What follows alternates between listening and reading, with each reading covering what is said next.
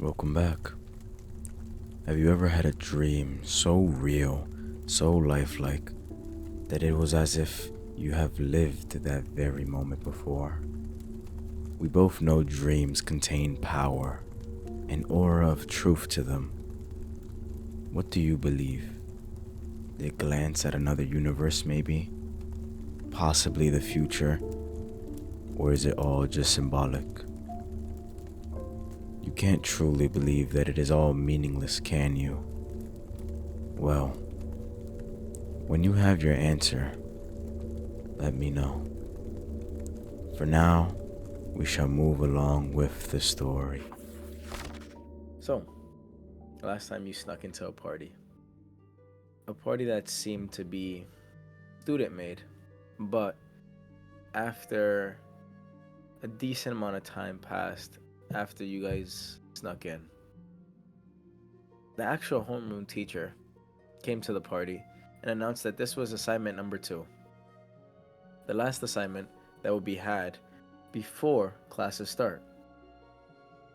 There would possibly be another assignment later on in the school year, but that is neither here or there.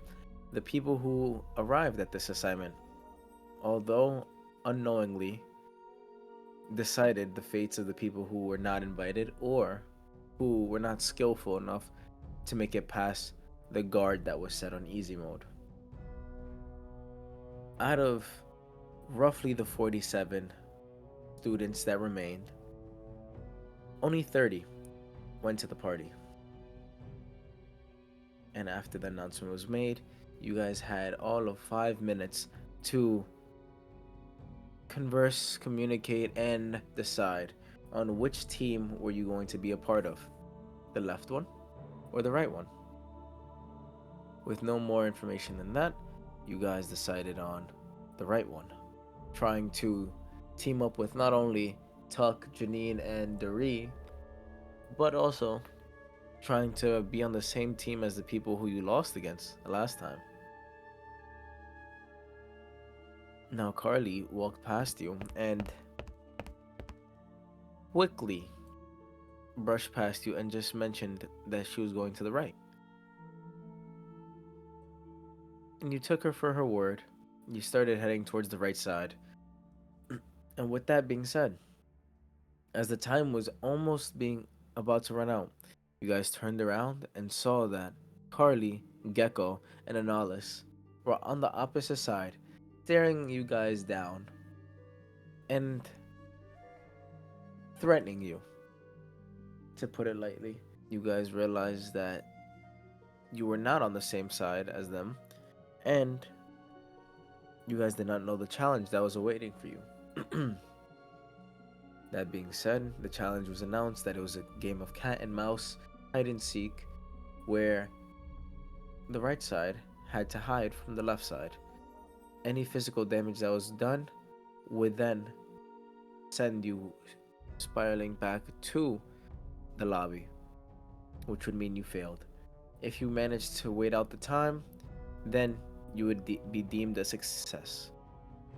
But on the opposite side, if you were being able to knock out the hunter and put them unconscious, then you would also succeed before the time ran out. After that being said, you guys commenced, went to the armory, was stripped of mainly almost all of the articles on you, being left almost weaponless. You guys had to hide, winning some, losing some. You guys then switched, but not without recognizing that after each round, somebody would not return. Triggs himself was complaining about somebody while he was hiding and not looking, somebody electrifying the whole room, and that is the way they got him. But with that being said, you switched to hunting, and you also won and lost some. The score was evened out 3-3. You guys were returned to your rooms, and, well, returned to the party. And with that being said, you guys were allowed to mingle for a little, and Jack played a song that went horribly wrong. It was stated that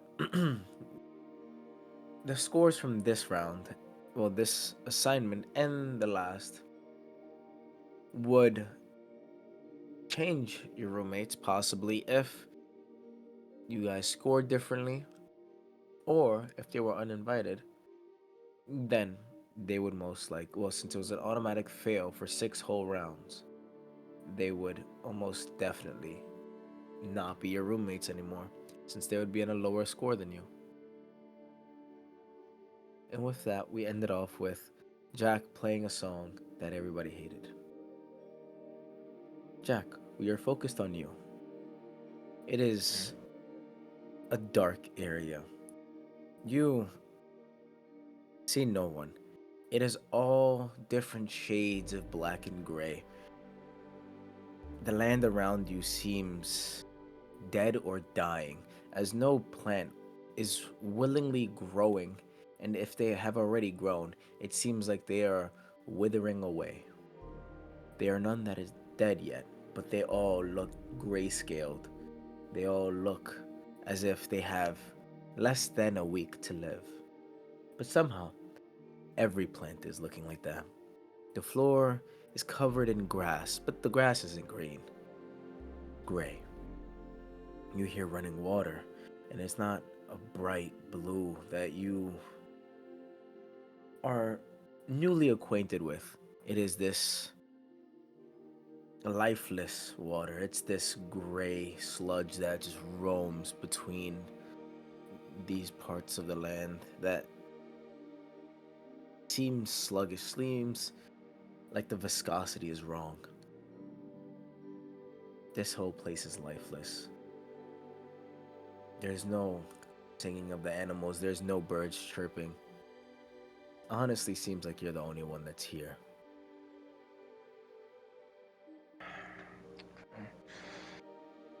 I seeing all this kind of like doesn't inherently like make me scared, but I start getting anxious. I'm trying to look around, wondering where anyone is. Maryanne, Triggs, and in this anxiety, I just kind of start reaching for my flute to see if I can just play something for myself to ease my anxiety while I try to like get my bearings. You find your flute. Roll a performance check to see how well you play it. Okay. 16. 16. You see as you put your mouth to the flute, you start to blow, and the music almost breathes some life into this place. You see less than a 5 foot radius around you, the grass seems to move as if there's a wind. Just around you, everywhere else is still and quiet and dead. But around you, the grass is moving. Looks greener than the rest, but it's still gray. And you're just playing your flute. Roll a perception check. Got it. That's his. Oh, wow. 8. Are you walking anywhere? Or are you just standing there? Um, I would say I'm like at a slow pace, trying to see if I can make more uh, greenery. Well, or whatever I can at least. Just straight ahead. So you're walking straight. Yep. Roll another performance check to see if you can overpower whatever this land has. 15. 15. No. Uh, Seems like your power is dwindling. The music you are chanting, the music that you are breathing life into, seems to be as if something's snuffing it out. You're blowing into the flute, you're trying to keep the performance going, trying to keep the life flowing inside this area, but no. It seems as if the area around you is starting to dwindle and it gets almost closer and closer to you. You walk. Trees have no leaves. It is just the branches, which are almost cracked in certain places. They look like fingers growing out of the ground, but curving ever so slightly, as if you were walking in between the palms of some massive giant, all leaning, making almost an archway. And you walk, playing the flute. Yeah. And at this point, I'm starting to feel my anxiety just ramp up, and I honestly just put my flute away. I'm just at this point trying to make sure that my breathing stays steady, and I kind of more in like a speed walk kind of way. I'm just trying to call out for like my parents. How do you call out to them? What do you say? I'm just kind of like with like a quiver. I'm just like, Ma, Pa, where are you? Where are you? I'm not supposed to be here. Say that. You keep walking, searching. Trees, unmoving. You walk and walk. Everything is gray. Eventually, you notice your skin is gray. Everything you can see is at the very darkest points, just Vanta black as you walk. And you see two figures emerge from the ground ahead of you.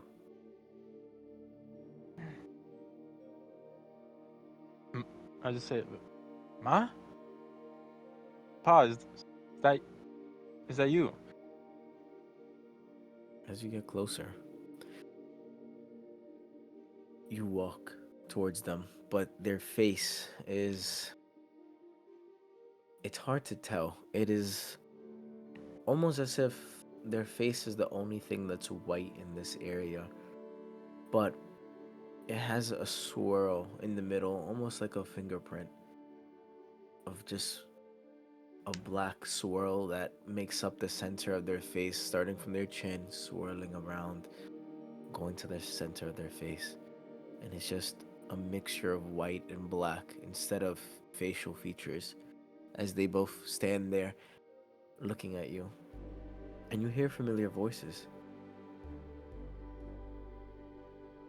You're special, Jack. You are marked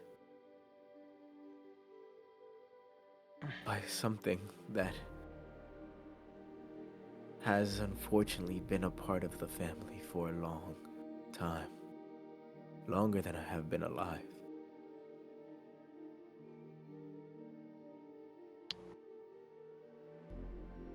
No, um,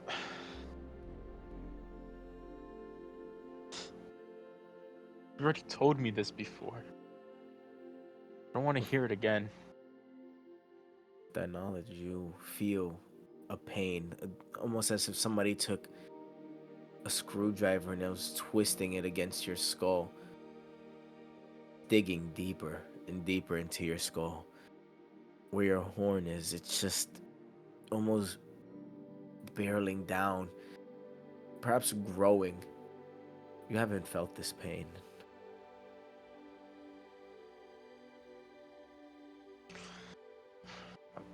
I'm just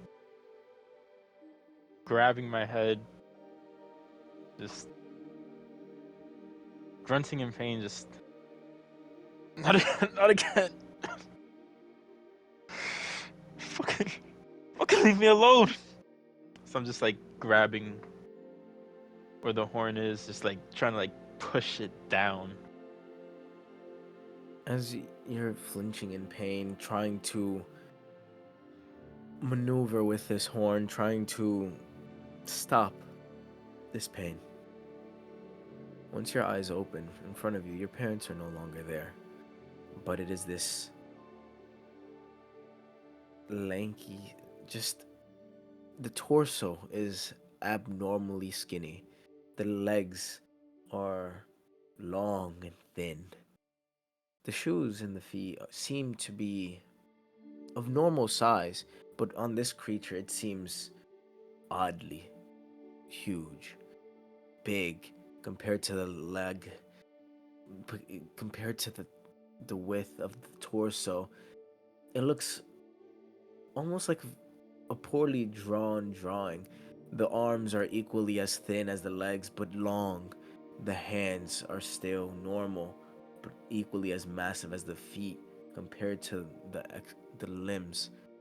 And this head has two giant ears that curve back towards a point. You don't see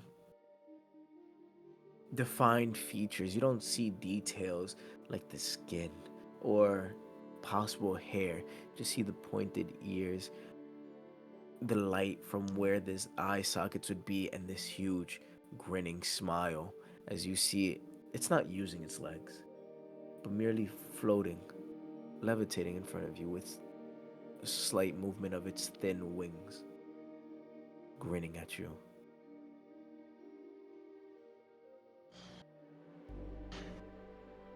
I seeing it just heightens my anxiety to a point where, despite um holy word being usually a whisper, I speak it a bit louder, casting it at the this figure to the point where it like genuinely makes me like almost lose my voice, and I'm just saying,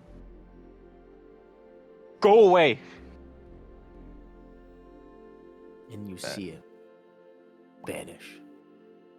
Ooh. Okay. At this point, I start kind of like running in the opposite direction, just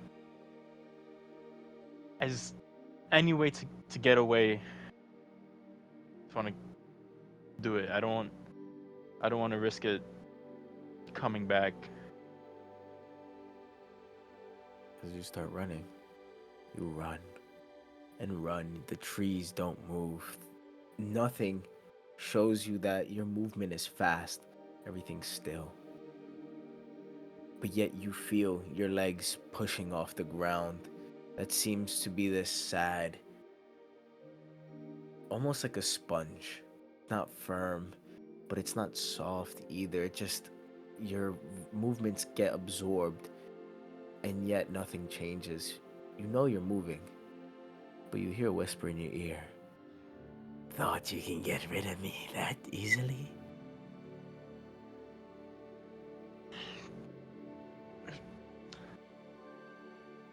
I'm just like this from like my like hurt voice from casting holy word the way I did. I'm just like, leave us alone. I'm like starting to stumble and Are you just looking at this creature? I I'm just staring at the floor. Can. You don't know if it's there. You don't know if the voice had a body. And then you hear it again from your other ear. Is this what you do with my gift? Some measly parlor tricks? Gift? What part of this is a gift? This isn't no gift, it's a curse. Roll a perception check.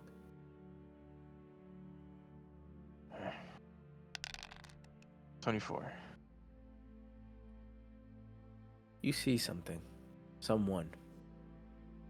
Towards the end of where you're running. The fingers that are extending out of the ground. The trees that almost encase this whole place, making you feel like bars in a cell. Towards the end of it, in the very center, is this brutish being. Thick skull, very angular jaw, but you only see the outline of this person. But you could tell it's brutish in nature. You hear the voice again from your side. From the original side it spoke to you the first time you took off. I gave you better talents, and you wish to get booed at the party? To show them that you are worth nothing. You hold my gift on your skull, but you use it and waste it and make us look like a fool.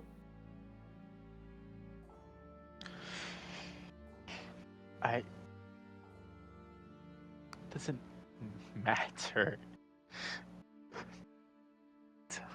Why? I don't understand. Why can't you just leave us alone? What is it? So I'm like, at this point, I'm just like, I just fall to my knees and I'm just like looking around, like hyperventilating. I'm fine without your curse. I have friends. You hear a dry laugh.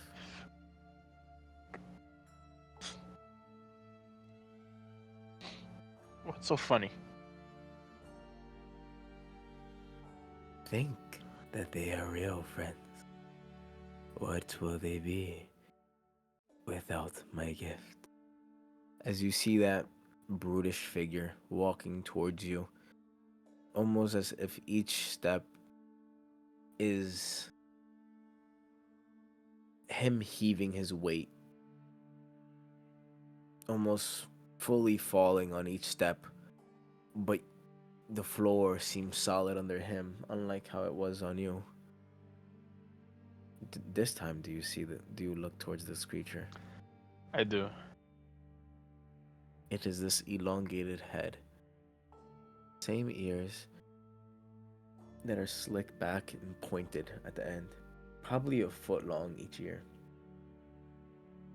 Its eyes are wide and slanted from each other, almost pointing towards its nose. And it's just this color of dark red on top of black. Perhaps its pupils, and the grin is there, and it looks up at the brutish creature walking towards you. I wonder where your friends will be when they come. And it picks up its lanky arms, long, almost resembling medium cooked spaghetti. Not floppy, but getting there, as it lifts up its hand and its hand almost tilts back. You see its finger sharpened at the end of it and pointing at this brutish creature running towards you.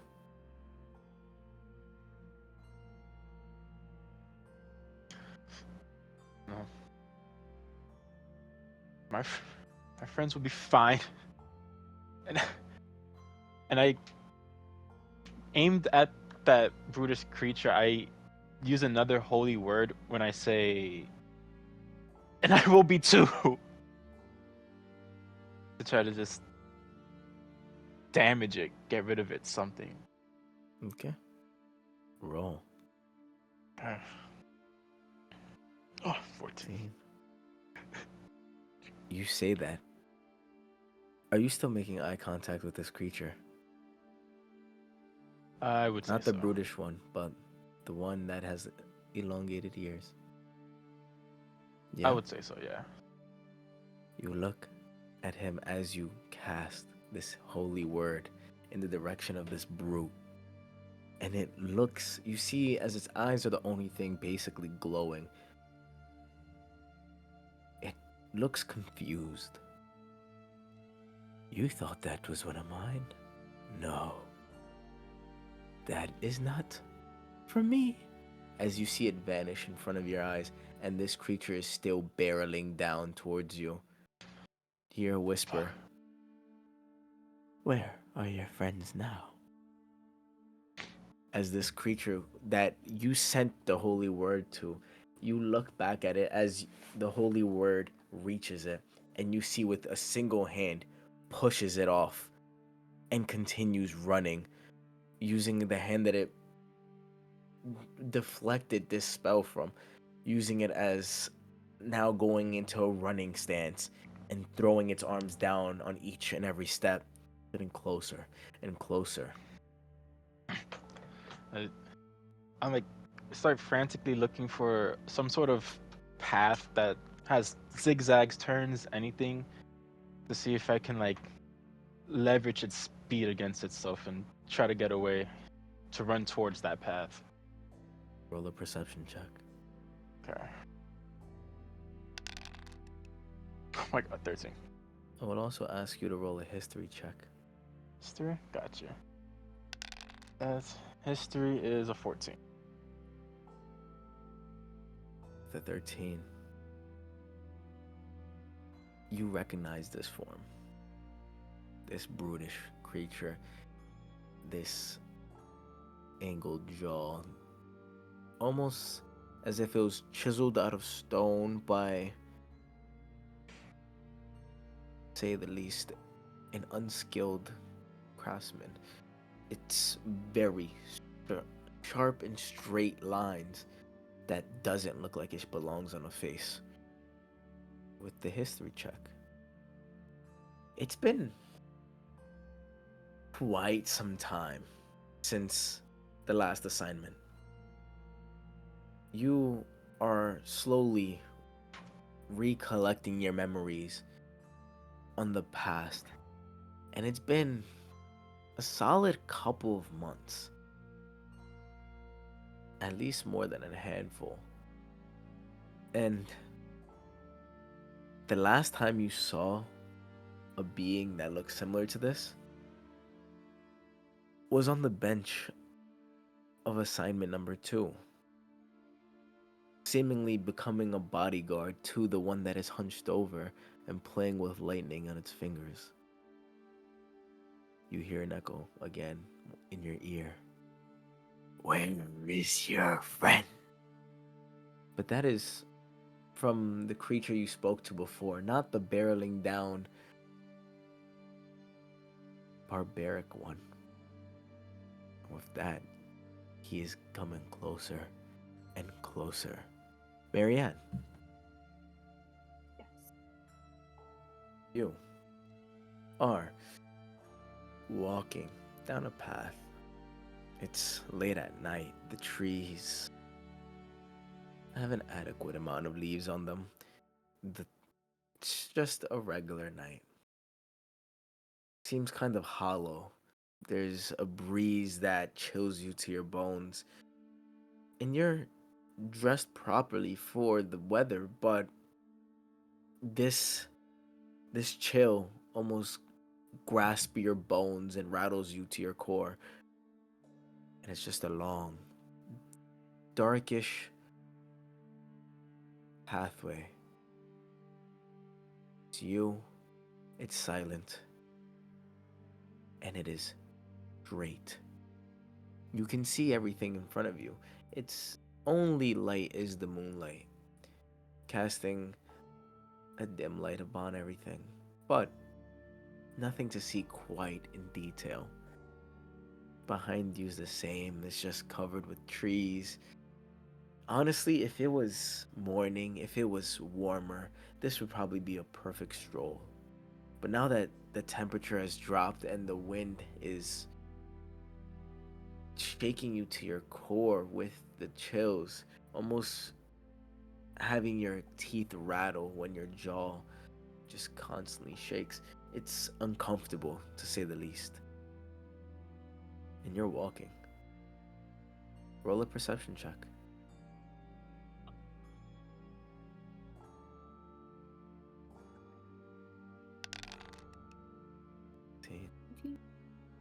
With a 17, you're walking. And like I said, this path is straight. Kind of nice decorations. There is places to sit and rest for a little while on each side. It seems like you are heading into a city from a long trek. With that being said, there's nobody except for one being who is just sitting not on one of the seats that are built for people to rest after a long walk or take a brief break. No, he's sitting on the floor. Seems to have a cloth set out, so he's sitting on top of this cloth. But with the dim moonlight, you don't see anything else in detail. It's just a couple of knickknacks, stuff littered upon right next to him. He's just sitting there. He's in front of your path, a little off to the left, but you will come into speaking distance shortly.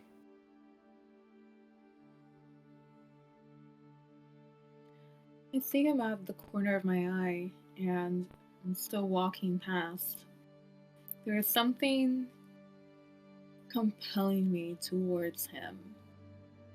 So I change my course and I start, still at my steady pace, walking towards the guy on the ground. You walk towards him. He doesn't seem to lift up his head. There's a hood covering most of his face. The darkness is not illuminated by the moonlight, but yet casts a shadow against his face that you can only see the chin, and it's this dark black beard that is, well, possibly a beard. At this point, it looks almost like a goatee since only the chin is sticking out, and does not lift his eyes. He sees, or at least you assume he sees, your feet.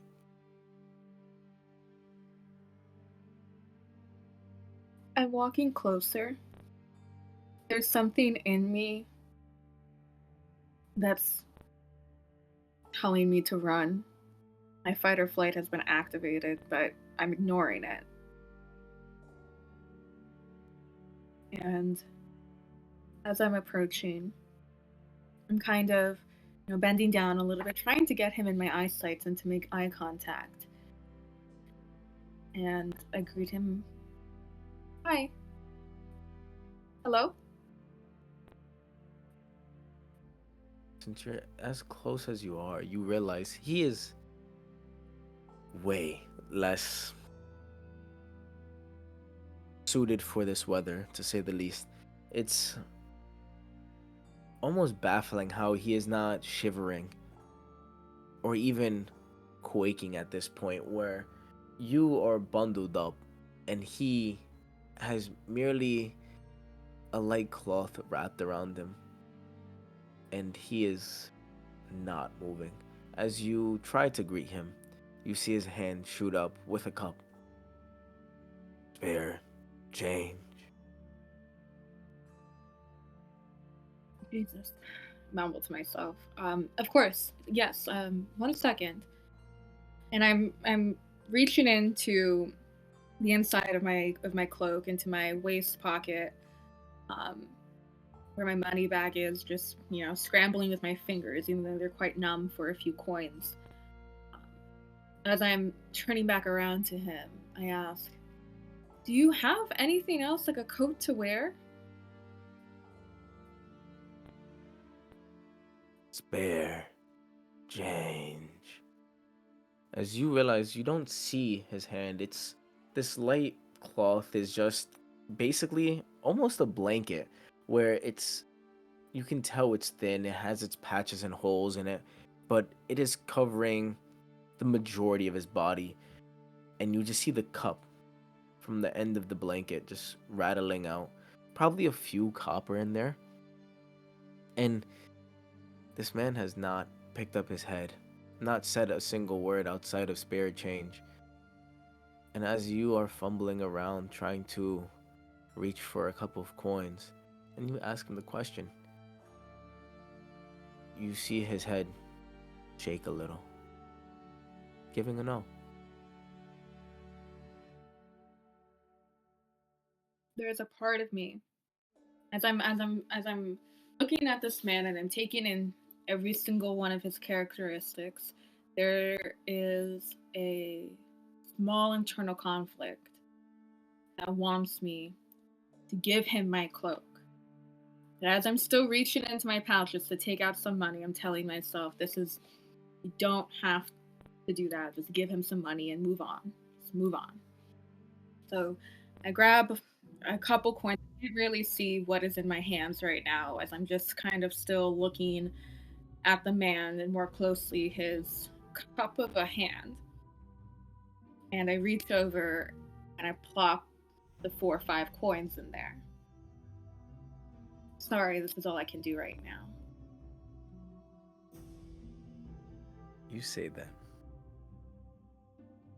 You drop the coins in, and you don't hear it clank on anything, as if this cup is endless. It just drops out of your hand and makes no noise. You hear it rattle again, as not the coins hitting the floor, but him shaking the cup. Spare change. As you see him tilt his head slightly up towards you. You don't see his face. You see a grin on his mouth. That's it. Nothing above his chilling grin. Sharp teeth, but not abnormal for a human, just the canine slightly exaggerated. Perhaps a friendly smile, but with this weather, with this coldness, seems almost as if it's a threat. Fair Jane.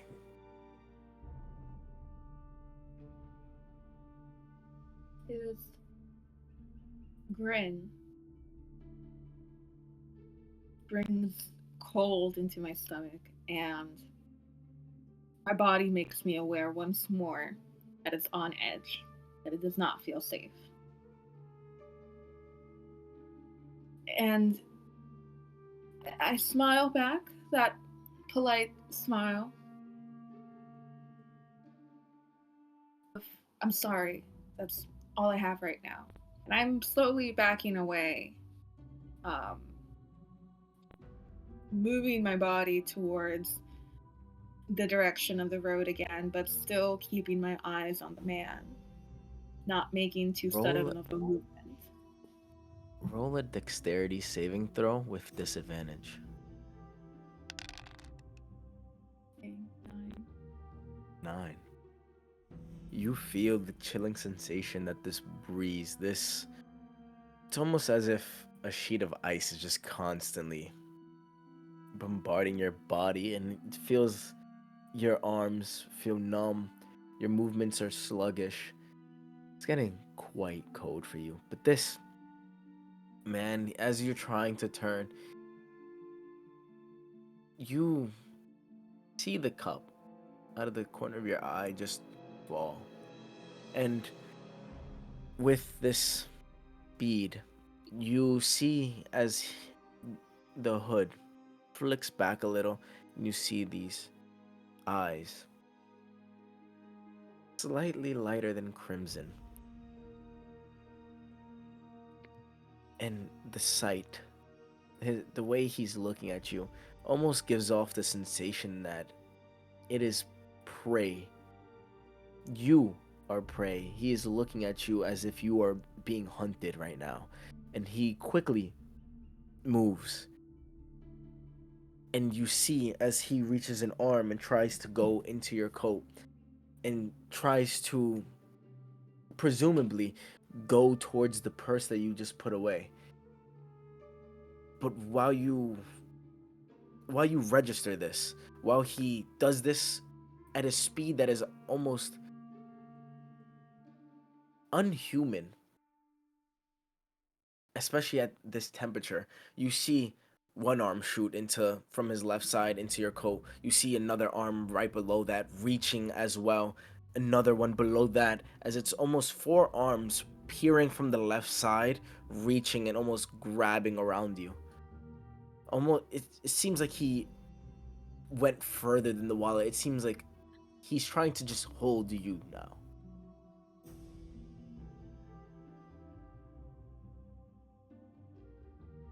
As soon as I saw his first hand go towards me,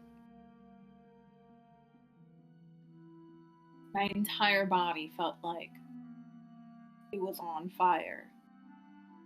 And my hand, my right hand, reached past my pocket with my money into my side belt, taking out my dagger, and as fast as I could, without me thinking or processing or really even seeing the other hand, I thrust the dagger into the first piece of flesh that my hand finds.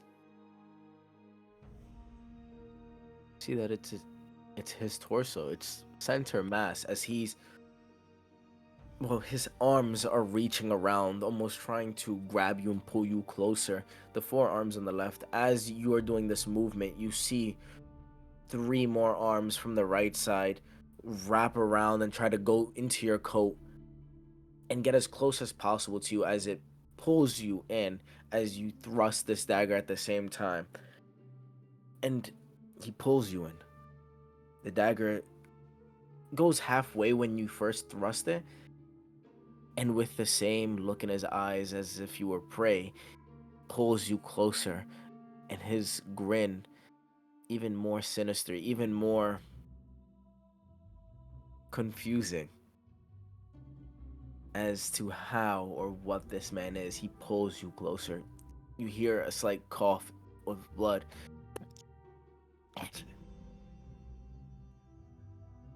You close your eyes tightly, and you feel the blade go all the way down to its hilt.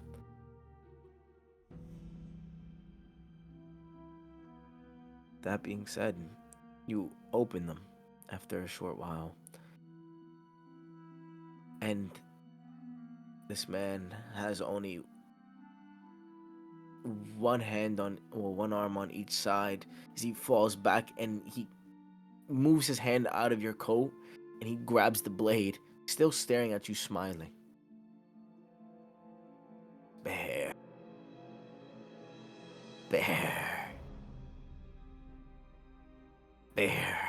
Me. As he falls, spilling his cup, and the coins fly out as he still has the dagger into his chest. Yet, totally normal. He's human. He drops. You see the cloak that was around him that was serving as the fortitude against the weather fall off of him, and he's just this skinny,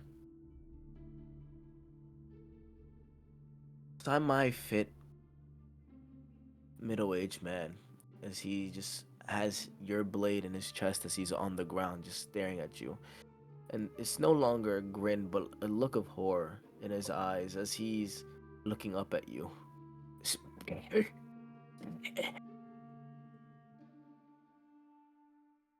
And he goes silent, as now the only thing that is making sound is the howling of the wind that travels past you. It is cold, and the only noise is that wind.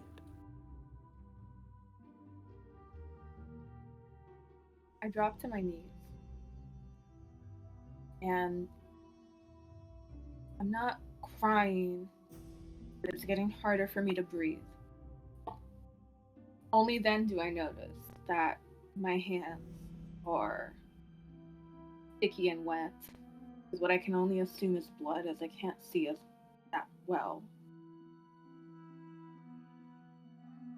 And I'm frantically looking around, trying to see or find someone. And the realization that I'm alone now with this dead body seeps in, and the panic completely takes over me.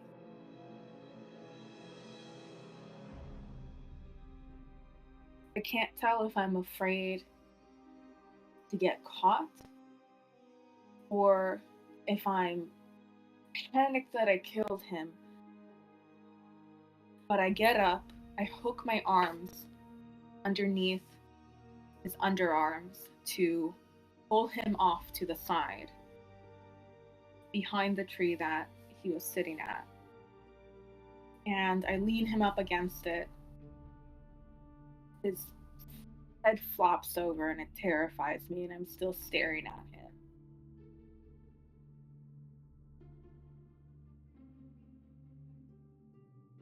And I sit back down and I cry. Roll a perception check. With the 19, as his lifeless body falls, the remaining words, his final words, "Spare me," is echoing in your head. It is loud, gets louder, and then it bounces around, and then it quiets down, and it repeats the process. But at his feet, you realize that the knickknacks and stuff that was around him, they were his belongings. You see a small photo of him and presumably his family, maybe direct or indirectly his family. This photo probably kept him warm no matter the weather. And now he's just laying there against the trees. But with the 19, you make out a pair of eyes beyond the tree line that is just watching.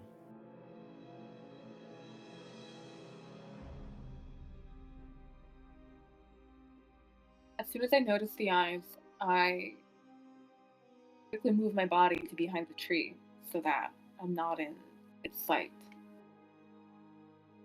At this point, I'm breathing heavy with my entire body. So cold that I'm sweating. I don't know what I just saw. On top of the dead man at this point, because I'm just trying to shield my body behind the tree. And I'm too scared to move. There's just cold, lifeless eyes outside. And you made them out, you hid. But once you put yourself against this tree, spot another.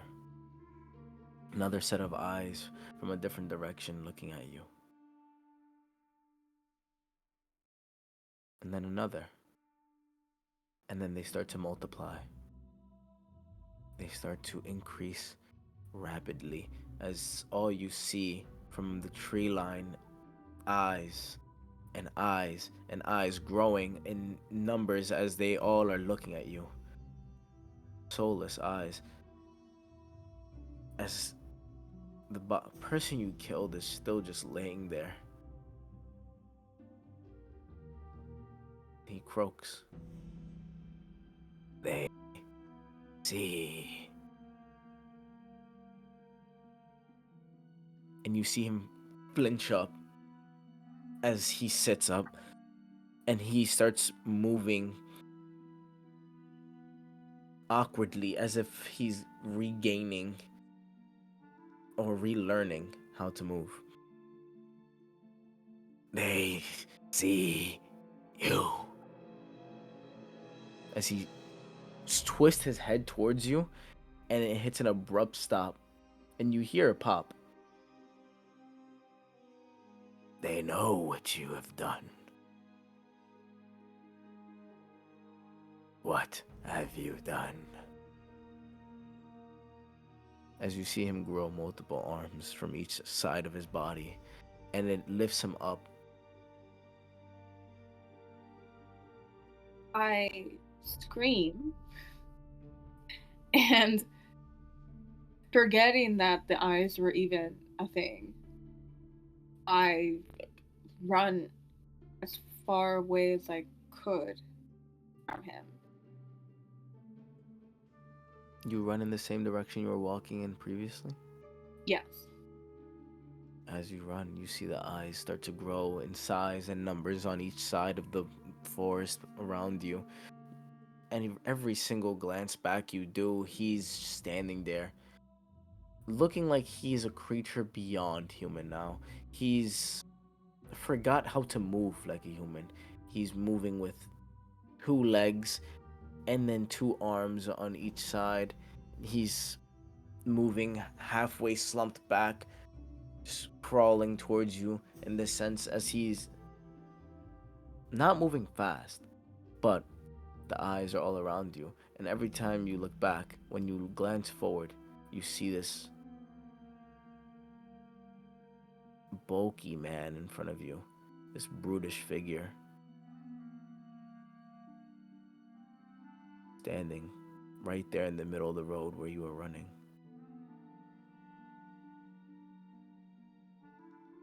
When I noticed him, I stopped. So abruptly, I almost fall. And is he staring directly at me? He's not only staring, he's running towards you as soon as you stop. I immediately start running back to where I was. Panicked.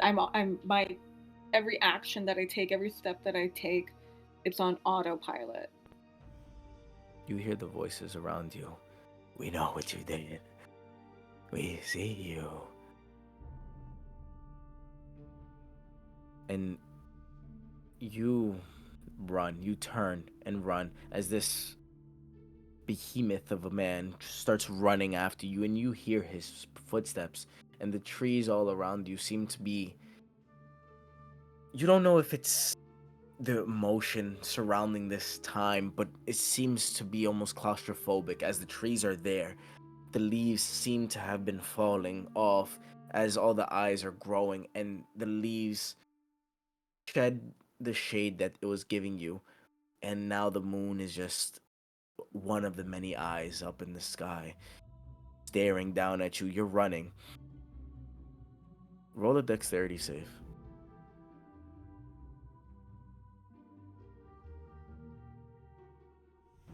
You're running and you slam into Jack. Fuck.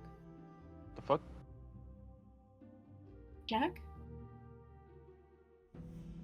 W- w- Why are you here?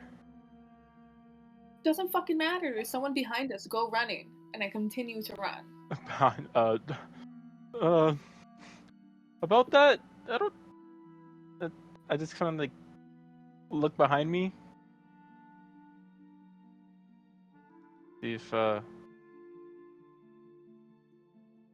there's something still there. Did you turn? I turned to look behind me, but I didn't start like following Maryanne's like momentum or anything. Okay. You see the brutish person running faster. Maryanne came from somewhere out of sight. It's almost as if she was in a gap within your vision. Coming from in front of you, slamming into you, knocking you back a little, but yet you never saw her coming this way. And you hear from the brutish humanoid running towards you, barreling this direction. Your body holds secrets that I need. It has seen things that I need. Fuck.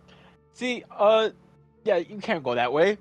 I start like frantically looking around to see if there's a path that seems like it can help us. I'm not really focused on what Maryanne was talking about because I haven't really like have been in the right state of mind to see it. But I just believe her, so I'm just like looking to like the sides, see if there's anywhere that seems like it's a potential path.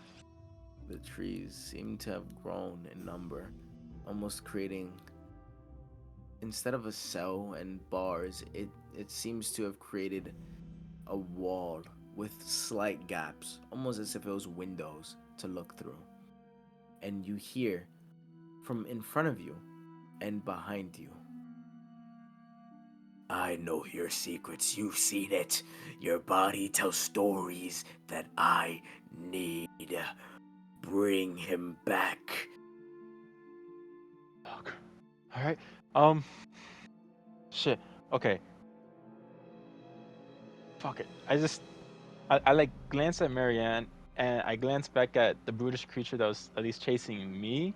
And I try my best to I want to cast a phantasmal force on it, and with that, the illusion that I make is literally just a giant fucking like stone wall. Well, obviously only it would see it. And it has to make a intelligence saving throw of 15. With my idea being that, it believes the illusion and like runs into the wall and like stuns itself even though the wall's not actually in there. You see, as you know, you put up this illusion. And regardless, this creature, even seeing the illusion, the wall does not affect it. It does not stop it or slow its pace. It doesn't matter if there's a wall in between you. He will get to your body as he's running. You, too, and that one short one, have stories I need. They hold pieces to a puzzle. All three. As he runs and he gets closer to you, roll a perception check. Got it. 16. You see as he sticks out his hand as he is within 10 feet of you. Oh. You glance back at Maryanne and you see another one of him on that side as well, putting out his hand, and you see symbols coming out of his hand. Okay. I like panic, and I'm just like, I don't fucking know. I push Maryanne to like, I don't know, fucking like hit the ground or something, just like get out the way. And I try to drop myself as well. I'm like, fuck it, dude. Gotta try something. Pieces of a puzzle. As his hand is almost nearing to your skin, as you hear a familiar voice. Guys, you guys gotta wake up. We're about to be late for class again. The teacher said she wasn't having that last time. And it's Triggs. As you instantly wake up. Do you hear me? The teacher is going to be tight. She's going to be pissed that we're going to be late. How close Oh is my Triggs God. to me? He's in the center of the room. So there's bunk beds on each side. You slightly dazed. But remember, months earlier, after assignment 2, the roommates were rearranged. The only one that got dropped out of your room was Czar. Now taking Czar's place is this random. You learned his name, but it does not matter. It's this small dwarf that is on the skinnier side that just he basically has been ignoring you guys for the past couple of months, just going to class, reading, and only really reaching out to you guys if he needed something. Didn't care to participate in anything with you guys. So you guys equally did not care to learn his name. Triggs is shaking you, Jack. He's like, guys, wake up. I'm going to leave you. And if you guys get in trouble, it's on you. I like shoot up. Fucking snot running down my nose a little bit. Clean that shit. Look at Maryanne. And I'm like, what are we waiting for? Trying to like pretend I didn't suffer some traumatic ass nightmare. I mimic Jack's ignoring of what just happened, and I'm trying to pretend as if I'm not drenched in sweat right now as I scramble off my bunk bed. How long do we have, Triggs? 3 minutes. Brush your teeth and run to class. I don't know what you're gonna do. Okay, got it, got it. I'll be right there. I don't bother to change my clothes, and I throw my hair up in a bun and I'm putting on my boots to just run out the way I am. I grab my backpack and my books. Um, Jack, you coming? Yeah, I'm like grabbing like my toothbrush and toothpaste, and I'm just like, I start like brushing while like putting on my fucking shoes, getting ready to just run. Triggs is running with you guys. You realize your new roommate. Roll a history check to see if you even know his name. Okay. 20. 20. Oddly enough, even though you don't really wish to admit it and even care to like bring it up, his name's Oliver. And it's just this skinny little dwarf that is just like you. It wasn't like the first roommate, honestly. Czar had character. Czar cared. Oliver, he doesn't seem to care about anything other than himself.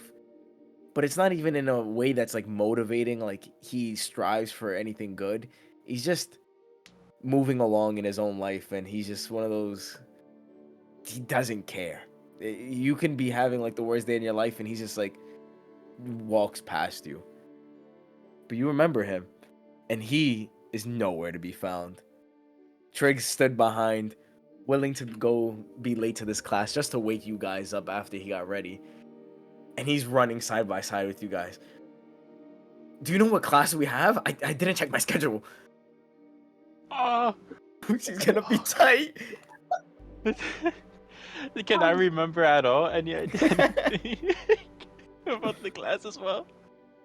You are going through your brain like scrambling, especially after this traumatic nightmare you had that you don't know if you honestly shared that with Maryanne or not, but she was there in your dream. Your brain is scrambling for answers as you're just running halfway down the hall. Less than a minute after you woke up, and out of nowhere, just one word pops up out of your brain as you guys are running into the direction of all the classes. Potions. Potions. I just had to blurt that out. I didn't bring my stuff. I just brought books. I didn't bring the herbs. And he just keeps running. Almost gapping you guys by a little, but still within like 10 feet in front of you guys. He keeps checking behind his shoulder. Come on, guys. I'm not trying to get yelled at. I hurry up. I speed up. Good job, Jack. Everybody roll a dexterity save. Okay. Actually, I'll say athletics to see how fast you get there. Athletics? Those good rolls too. Athletics. Athletics. Oh, not again. Athletics. I can't admit that for acrobatics by any chance. Sheesh. Yeah. Okay, hold on. Oh fuck. She just dropped a better one than the last. No, bullshit. Solid 8. You guys are running. Fuck athletics. You man. know you have probably a minute left before the bells ring on this floor and doors slam shut. As you are going in motion, you are starting to remember the different aspects of the school that is present and annoying. You know the bells sound like sirens throughout the hallway, guaranteeing you know you're late. The doors slam all at the same time. No matter if you're about to go in the door, it slams in your face. Maryanne books it, overlapping Triggs as he's running, turns his head to look at her, and he trips on his own feet and slides against this floor. He said, wait, and you hear his chin hit the ground hard. Maryanne goes. The class is not further than like 40 feet. You see all the students sitting down already with their different books and herbs on top of the desk. Maryanne sprints, and as soon as she makes it past the line of the door slam right behind her, and the sirens begin. As Jack, you and Triggs are outside. You're Uh, running, but you couldn't keep up, and Triggs is stomach on the ground, chin slightly bleeding from falling. His book bag like sprawled everywhere, and his bags are his books are everywhere. I'm not again. wait, wait, wait. Tricks, I might have an idea. All that matters is that the teacher has the mental capacity of a child. Can I like see into the class? He's collecting his books behind you as you walk past, and yeah, there's a little window at the door that you can look through. Okay. Okay. I look back at Triggs real quick. I'm like, you have get yourself gathered first before I try this out. This is a shot in the dark, but it could get us in if it Okay. works.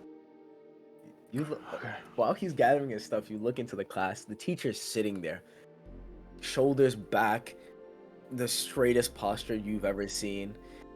Her horns are curved back, and her hair is slicked back into a nice, neat ponytail. As she's sitting there, already with a small cauldron on her desk and some herbs, picking at them and dashing some inside. You see students following along on what she's doing, and Triggs just gathers his bag. What are we doing, Jack? Okay. This is a shot in the dark, but I'm just I like I'm like looking, right? And I just start kind of like strumming my lute. Not like to play anything. I'm just strumming it to just get some magic out so I can so that the magic can try to reach the teacher and cast a suggestion on her. And then using that, I like mixed mixed that with like fucking like into the music, whatever, and I just have the like the music's like trying to cast a suggestion on her to just be like, oh, I need those two lovely gentlemen in this class. Let me go help them real quick. I let the doors close prematurely. Just a wisdom save of 15. Wisdom save. Yes. Okay.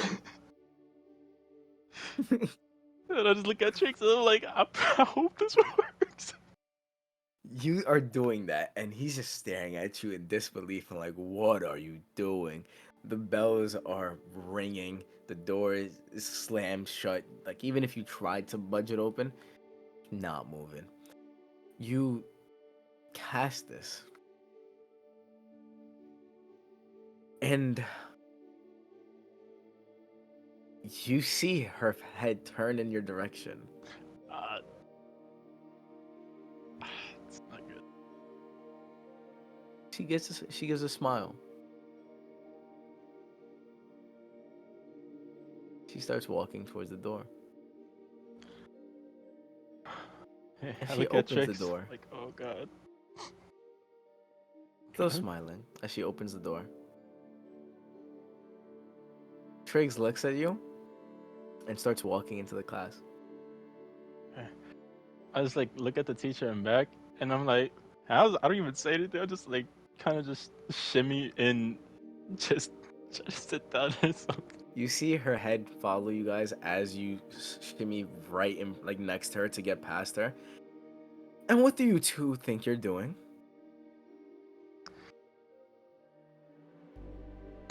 I just pretend I didn't hear her, and I just look around. I'm just like, oh, somebody better answer.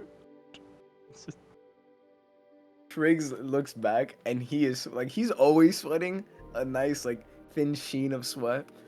But now you can see it's gaining. Like his shirt has sweat on it. His chin is still kind of bleeding, and his okay. face is just filled he's sweating profusely now. I just cast Shall I message repeat at him. myself? I cast message at him. I'm just like keep your cool, keep your cool. He looks at you and he looks back at her and he just keeps going in between.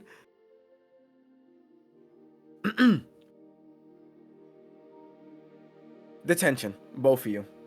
Go to the principal. Since we seem not to be on speaking terms, you'll speak to him. and she kicks you out of the class. No. And Triggs, he just has his bag like on his shoulders, still not saying a word, and just walks right back out. Walks past you and past the teacher. Fuck. Roll a perception check. Okay.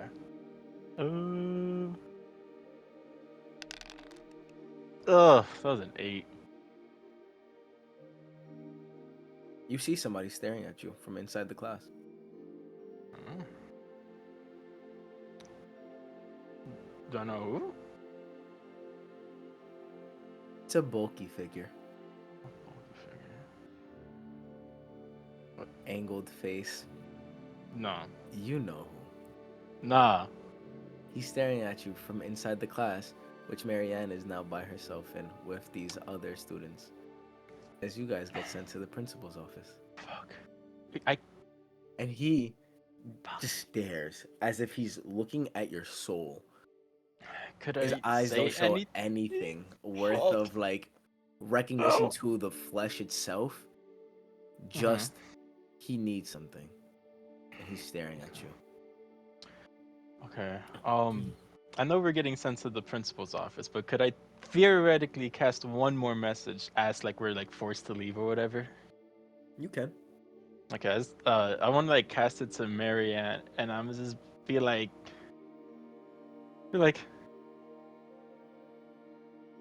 stay away from that chiseled guy thing.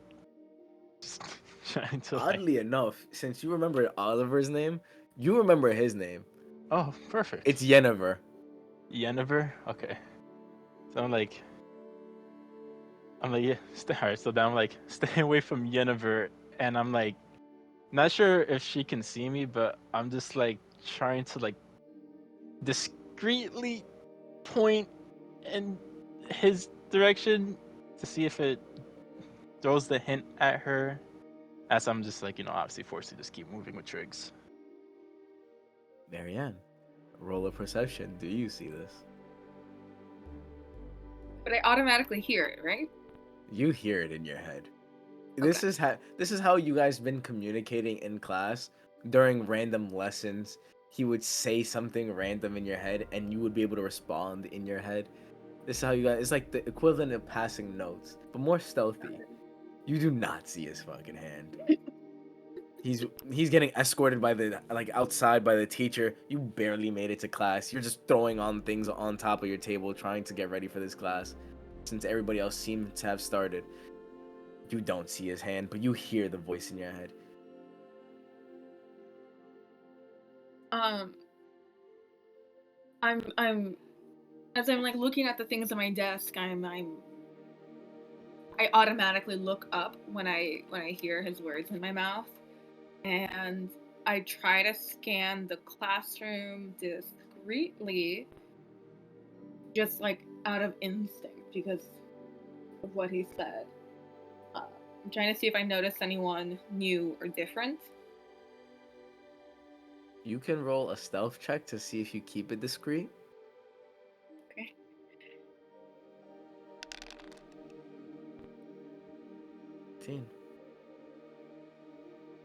You scan the classroom, and you are in the same class with these same kids every single day for the past couple of months. This is your homeroom teacher. This is also your teacher for every single class.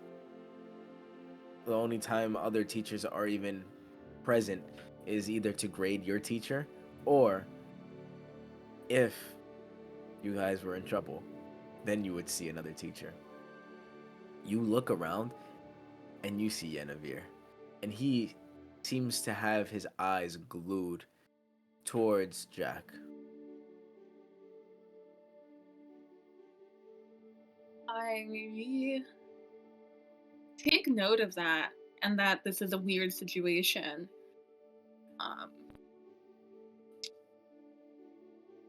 And I look back, but I'm assuming Jack's not there. He already left the classroom. Yeah, Jack got Jack got escorted outside the room with Triggs, and the door just slams back. Like I keep in mind what Jack said, and how I just saw him staring down Jack, and I try to like compose myself because I'm still heavily out of breath and just woken up from the nightmare, and I try to focus on like what's going on in the present in the classroom. You look around and it's just a bunch of people gathering different herbs to put into this potion. It seems it seems simple. Everybody's doing it might be review. Your head is still moving about trying to catch up to where your body is right now. But it seems simple. It seems like you guys have done this before. It seems like it was prepped for maybe a test. Just to make sure you guys are getting the art of making potions. With that being said, you are almost struggling to keep up with this nightmare that just occurred in your head. With rushing to class, not getting enough time to get ready and come to class, your brain is all like frazzled as you get the sense that there is a pair of beating eyes from behind you. I'm trying to ignore that. I know who. I mean, like I know who it is, and I'm trying to ignore it and look around, like who to see to talk to my classmate next to me, and ask them to fill me in on what I should be doing right now.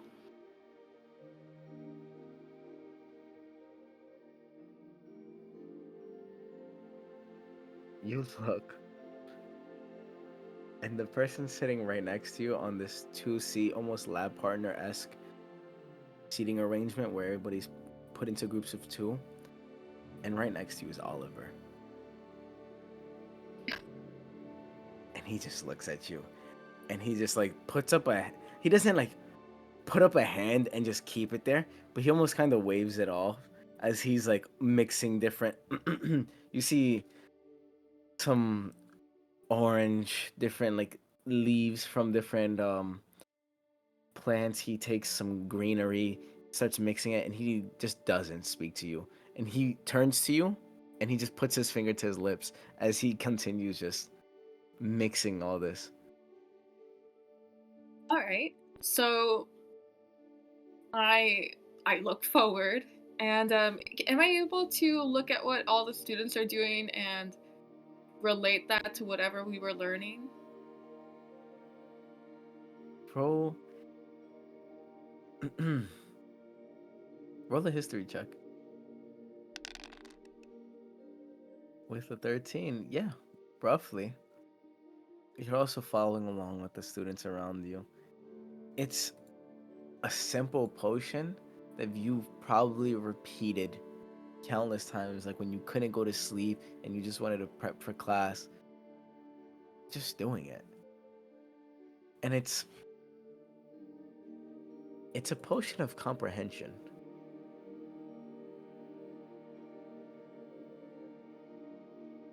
You know the right ingredients, you know how to how many of each herb to put into the cauldron and then when to mix, roughly what temperature it should be at, when to bring it out of the heat.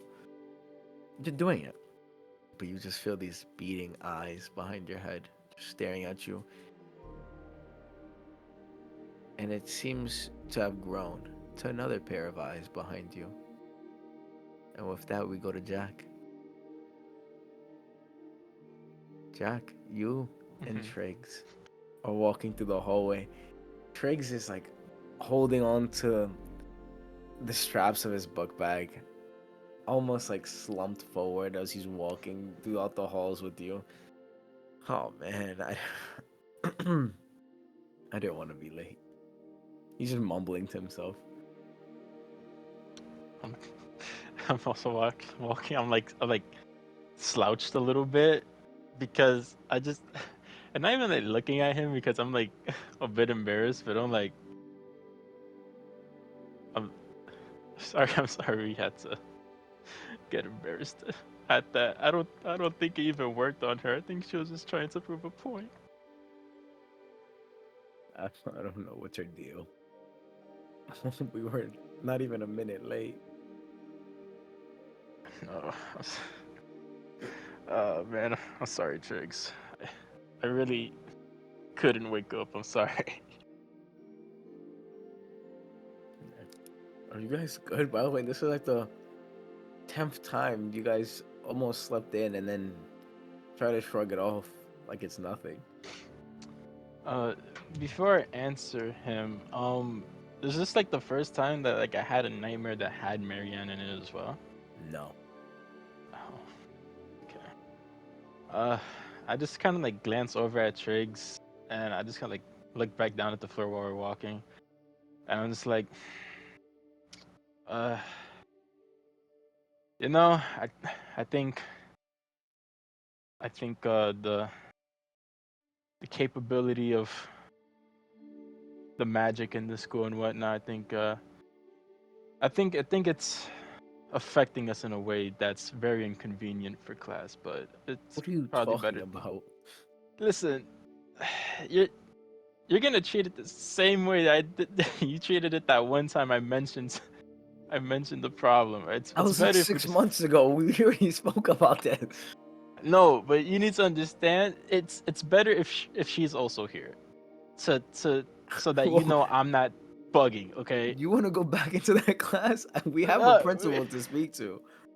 no, I'm saying at least later after classes end and whatnot. As the conversation is going, you realize to yourself it is getting more and more frequent. That Mm. before it used to be once, maybe twice a month. Now it's progressed to every week. Oh. And this week alone, this is like the third time it happened. Most of the time, you guys actually do play it off smooth. I see. Okay. He has just recognized maybe 10, maybe a little more. He's not keeping count. But you know it's happening more and more frequently, especially as the school year goes on. Okay. You know what, Triggs? While we get there, I'll just tell you this. It's gonna sound stupid, but don't mention what I say to Maryanne. Just ask the same thing and see how much it lines up so you know we're not lying, alright? Sound good? Okay, I guess. Okay. Okay. Nightmares, okay? I have a family situation that I get nightmares from. I don't know Maryanne's. However, for me, I experience it constantly. And this time, that classmate we have, Yennefer, whatever, was straight up like in the nightmare, talking some crazy stuff.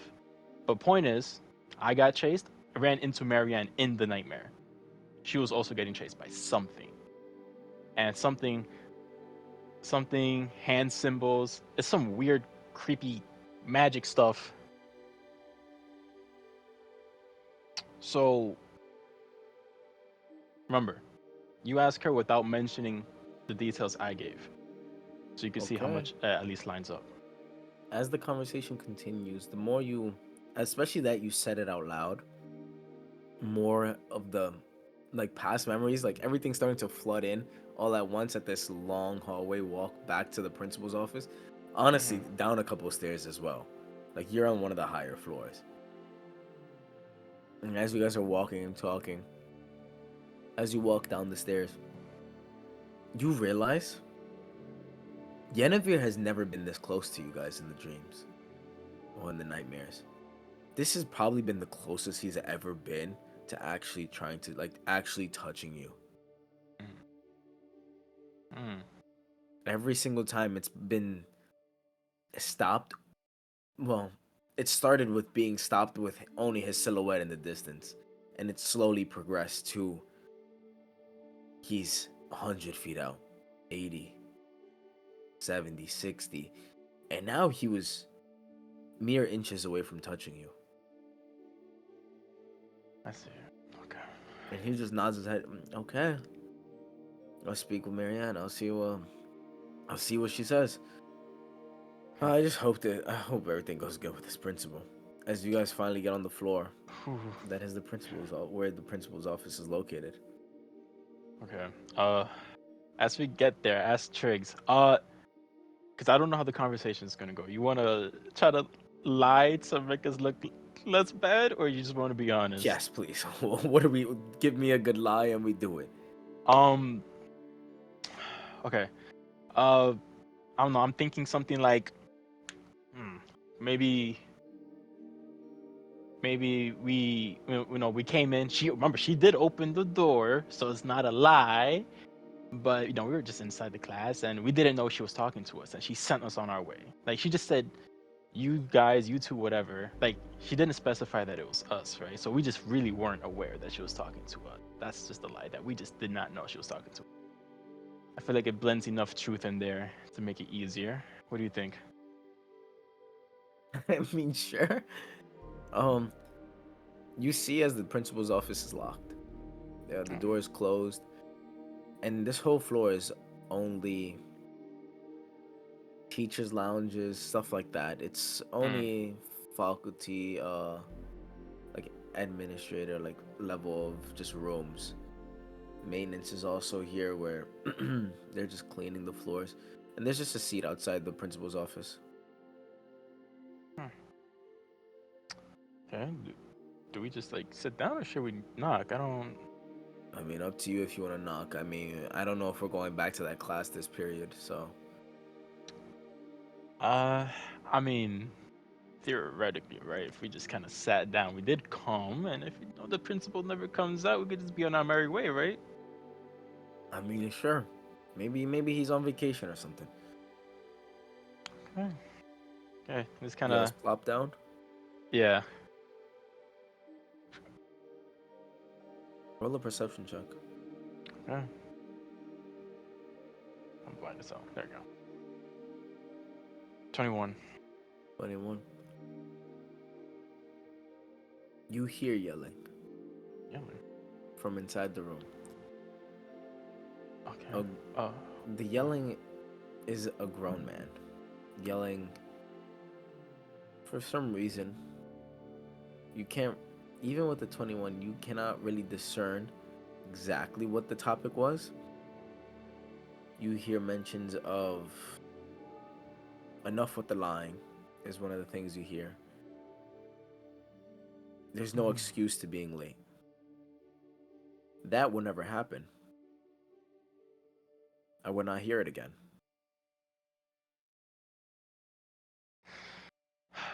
Yeah. And it continues on for a good 5-10 minutes of just solid yelling, and you hear the slightest, almost as if it's a mouse in the corner of a room, someone trying to peep up and try to add to the quote-unquote conversation, but it's mainly just him yelling. The school is safe. That's enough. Go back to your room. Go back to the teacher. And as he opens the door, you see the principal that you saw the first day of school. Since then, you have not seen him. And you see Doree just shuffling out the room. Small book bag for a small person. You see her hood is especially put up today and covering the majority of her face. Yes, she usually covers her face and especially the porcelain mask portion of it, but this time you barely can even see that there's anything under the hood. And she just walks out, doesn't even glance your guys' way, and just walks. Yeah. Potentially to the class. As that happens, of course, hearing what I did hear, I kind of look a bit sad, towards the because I feel bad. I look over to Triggs, cast message once, and I'm like, change of plans. but I'll handle this. Don't sweat it. As you're looking at Triggs, boys, I stand up. I nod my head, like, yes, sir. I'm assuming just walk in is what he would want, unless he just wants us to wait he's outside. standing like in the door frame, like he In is. the door frame. Okay. Yeah, he is blocking the whole thing. As you guys stand up, he's just looking at both of you. He is almost a sight to behold. Like he is a short-statured man, but is Mhm. completely built. Like the first day of school, you seen him, and from a distance, you embarrassed yourself by yelling when he can hear you perfectly fine. And he looks at you almost like he remembers, but you did not see him from that like close of a distance to tell that he was this built. And he's just a solid like a meat wall, just there, Okay. standing at the door Okay. frame, breathing a Okay. little heavy. In my office, as he just walks back into the door, like towards his desk. Okay. I nod my head. I look at Triggs. I'm a Triggs little is anxious. fucking. Triggs is like shaking right now. You can tell he's scared. He's like, damn. Yeah. I can, I feel my heart beating in my chest a little bit, but I just go in. If there's a seat to take, I take it, and I'm just waiting for Triggs to sit down, waiting for the principal to be ready first. So, The fully. principal is fixing up some paperwork on his desk, sitting back in his chair, and he motions for Triggs to sit down because Triggs hasn't he hasn't sat down yet. Motions. Triggs finally puts his book back down on the floor and just sits. As he finishes up with the paperwork, the principal just looks up. So, what happened? Why are you here waiting for me at my office? What have you come to tell me? I take a deep breath. I'm just looking at the principal, just straight face, and I tell him, we were sent here. We were late, and even though both of us were here, I want to emphasize that it is my fault that my colleague here is also late. Triggs stares at you wide-eyed as soon as you say that. I kind of like gulp, just keep looking at the professor. There is no excuse. I slept in. Couldn't bring myself to wake up, and in a rush, trying to get to class, I ended up tripping my colleague here. I ruined his chance to make it on time. And instead of just accepting the fact that I couldn't make it on time, out of desperation, especially with guilt for my colleague, I tried to use magic to get the teacher to let us in. And I made a fool of him as well as myself because of my inability to take accountability. And so we were sent here. That's the story. Who's your teacher? I mean, start with that one first. He's Oh. just fixing up more and more paperwork. He's moving things around on his desk. All right. You're late to what class? Why? Who sends you here because you're late? What do you mean? Agemi,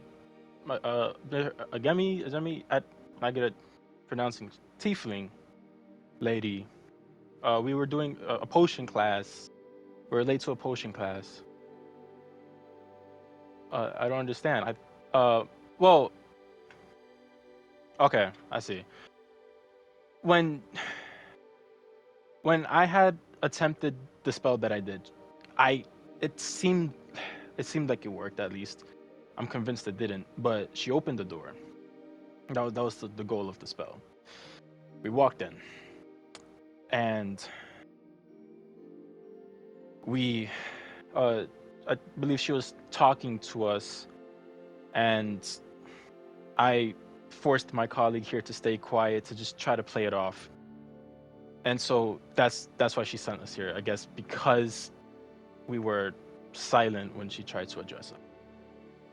That part I forgot Okay, to mention. two things. What? One, don't use magic on your teachers. What? I Why? I Why? know. I'm sorry. And you're only late. I mean, the magic part I can understand being sent to the principal's office. But yeah, Professor Jemmy has constantly been sending. She's a little too strict with her students. It's fine that you're late. She would have sent you to the principal's office regardless for being late. Is that it? Is that all? Uh, yeah, she sent us here. Sorry, I don't know if we're like wasting your time. I just. No, I have to have a word with her. I there's no reason.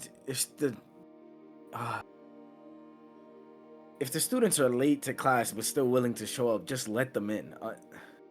And he looks at his watch. He's especially at this time. You probably were there within the first 5 minutes of class. Yeah, we were there right as Uh, the door closed. I will have a word with her. I'm going to tell her to stop sending students to me, especially for these benign reasons. Is that all you came to speak to me about? He looks between you and Triggs. Uh, that is what we were sent here for. Um, but I also wanted to ask, since we are here and you are the principal, if there's a time that you are less busy, I'd like to inquire about a completely different thing that has affected me and maybe another classmate. But I figured since you're principal, you might know something that could help. Just whenever your schedule allows, because I'm sure running a school like this is very difficult. Yeah, it is very difficult, but I always have time for my students. Well, what is your question? I look at Triggs and I look at him. I'm just like, are any of the students here capable of like entering other people's like dreams? Like, is anyone capable of that kind of like magic? I wouldn't be surprised. I mean, we are the school of the gifted. We are the best of the best. So, for one of my students to be capable of entering another's dreams would not surprise me. You must remember, there are students here that exceed the age of 100. Some Hmm. people are dedicated at trying to achieve perfection, although they have failed countless times. They are dedicated enough to continue this journey of perfection. So yeah, maybe Makes one of the sense. higher grades, older students, what be it? Perhaps one of them can do it. I know some of them can pull off some great conjuration spells, some illusions, others. I mean, we don't really hate on any talent that it comes through the doors, especially, I mean, necromancy. Well, Mhm. whatever you would have it, we have almost it all. So, yeah, to answer your I see. question, one probably could. Okay. I only asked because I believe it's a safety concern for me and a roommate. So yeah, as soon as you say a safety concern, his face, he gets visibly angry. Continue. I'm I kind of noticed. I'm sorry if if it brings up any issues. It's just been having a multitude of nightmares, and they've grown in consistency, which is part of the reason why I'm always late. Though that is no excuse. And every single dream, the same classmate is hunting me, getting closer every time, and it applies to my roommate Maryanne as well. And there might be someone else, and I'm worried about what might happen if the dreams just continue as is, because I noticed that same student staring when I failed to get to class. I know it You sounds see bizarre.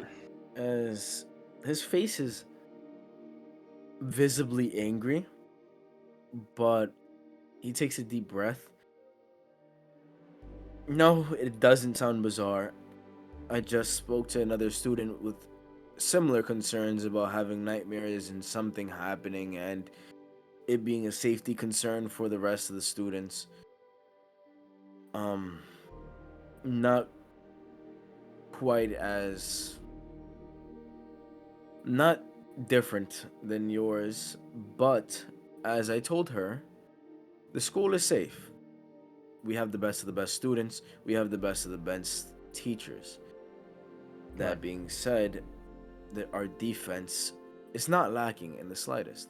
So if anything was to happen within this school, we would be able to hold off on it at least. Okay. If that safety is your concern, are you speaking based off your safety? Because I cannot guarantee the safety of the student because I do not know what actions you will take or what will happen to you in the future. As you can see looking around, I almost can guarantee in your homeroom floor, students have died and students Mm-hmm. probably will continue to. Right. It's sad to say, that is one of the things that I have to keep upon to make sure that our publicity and all that remains in good hands so we can remain open. But for you to attend this school, you are agreeing that you will be the one to defend yourself. That being That makes said, sense. the school as a whole is under no threat, I can assure you. After every single sentence, he's taking a deep breath to try to make sure he remains calm. And he just looks at you, like I said to the other student recently. Nightmares are just nightmares. And if that is such a worry to you, learn how to fight back in one's dreams. Learn to Hmm. stop this harassment at its source. Plenty of ways to take care of it. That I will put on you to defend yourself and to learn and to grow. But as I stated, the school safety is 100% guaranteed. The other student was talking about shots, memories of almost as if it was a film being played behind their eyes of some elusive creature crushing and eating other students and all this. Oh, like I like a put that tentacle creature. of sorts, I suppose, as like the brief pause that he took is very noticeable to you. But And my eyes just widen as he says that, or he does I, that. I assure that everything is okay. We have an amazing staff, and if need be, we can call people. Is this all? Okay. Your nightmares, as I stated, get better and learn how to defend yourself in Right. their realm. That way, you can be better than at least one other student, and you know you're closer to being the top 10 and getting your wish granted. As I process what he says, I start thinking about the other being in my dream that had nothing to do, the classmate, and my horn. Take a deep breath, and I'm like, understand, sir. I start like standing up. I apologize um, that you have to deal with this, but I completely register what you said, and I'll do what I have to do for myself and my classmate. And I appreciate you taking the time to talk to us. Should we head back to class, or? No, that won't be necessary. The office is usually always open. If I'm busy, then we can schedule a time later on. Don't be afraid to talk to me. But I'm telling you, you are safe. At least as the school is involved entirely. From other students, that is a competition thing between you all. Don't go Right. back to class. I know Professor Jemmy is quite overbearing and sometimes overly strict. So, I would just ask you to take this period off, go to your dorm room, maybe study up. Try to see and Okay. gather whatever you missed and during this period. After whatever the next class is, or if you go to the lunch, if you go to the cafeteria or whatever, if it's a free period, enjoy the next period. But this one, just stay in your dorm, study up, read, or practice, or whatever you want to do. Okay? Okay. Like I Sounds said, good, my sir. office is always open, especially to young students who clearly seem responsible and take accountability. Okay, sir. Thank you. No problem. So Please close the look door at on your Triggs. way out Okay. as he's writing things on his paper. Alright, I motion to Triggs so you could just leave. Triggs, like you look at him and he's already standing by the time like the Oh, okay. professor is like allowing you guys to leave. Triggs is just already walking towards that door. Okay. So I follow behind him and I just close the door as we leave and I just look at him to see if he's gonna say anything now that he's out of there. He Triggs just looks at you and he just sighs a big sigh of relief. I guess we get a free period. Being the first time we spoke to the principal one-on-one, he's not a bad guy. Yeah, he's not. But it never mind. Yeah, I'm glad he was understanding He just and saved that our asses, yeah. yeah, he's it's valid. I think right now I guess we well, I don't know if you want to go back to I was thinking about waiting for Maryanne for the class to end. I mean, up to you, but I mean, from what I was hearing, if you really think that somebody's after you, you could let me know. I could help you. I know some fighting moves. I could maybe train you. Um, Really? Like my fucking eyes like light up a little bit. I'm like, I think I'll take you up on that. I think I'm just getting a bad feeling, and I guess it wouldn't hurt. And obviously, you know what you're doing on the physical end at least, right? So it wouldn't hurt. he makes like some quick gestures with his hands, like he almost as if he's like fighting you, like chopping in your direction. Of course, I got the physical end. Um, let's get you all, and let's get you in some practices so you could beat the shit out of that guy. That sounds good. I'm down Let's for that. walk back to the dorm. And with that being said, that is going to be the end of this session. Oh,